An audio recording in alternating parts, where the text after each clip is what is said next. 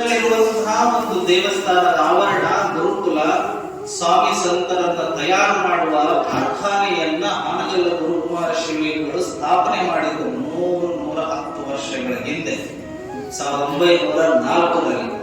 ಅದು ಈಗ ಪೂಜೆ ಹೋದ ಸಮಯದಲ್ಲಿ ಆ ಊರಿನ ಒಬ್ಬ ಬಡ ಮನೆತನ, ಬಡ ಜಂಗಮರ ಮನೆತನದವರು ಬೆಳಗ್ಗೆ ಬಂದು ಕುಮಾರೇಶ್ವರ ಸನ್ನಿಧಿಯ ಮುಂದೆ ಕಸ ಕೂಡಿಸ್ತಿದ್ದರು.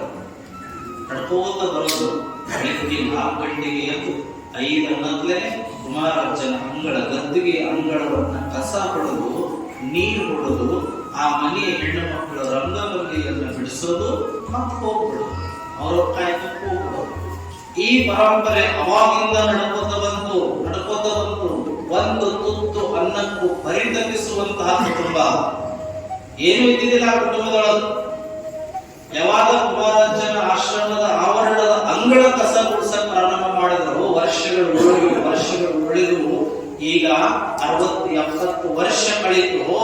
ಆ ಮನೆತನ ಆ ಊರಿಗೆ ಶ್ರೀಮಂತ ಮನೆತನ ಆಗಿದೆ. ಶ್ರೀಮಂತ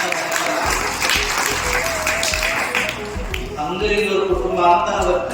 ನಿಮ್ಗೆ ಯಾರು ಬೇಕಾದ್ರೂ ಹೋಗಿ ನೋಡ್ರಿ. ಈಗ ಏನಲ್ಲ, ಊರು ತುಂಬಾ ಎಲ್ಲ ಆಸ್ತಿ ಅವರೇ.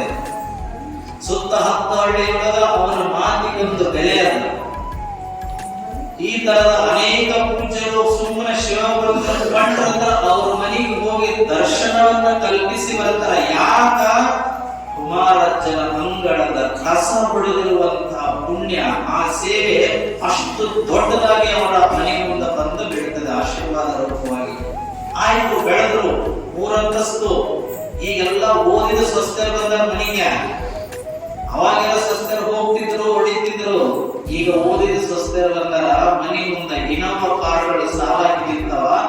ಈಗಲೂ ಇನೋವಾ ಕಾರ್ ಹೋಗಿ ಕುಮಾರಜ್ಜನ ಅಂಗಳದ ಕಸ ಹೊಡೆದು ಬರ್ತಾರೆ ಇವತ್ತಿಗೂ.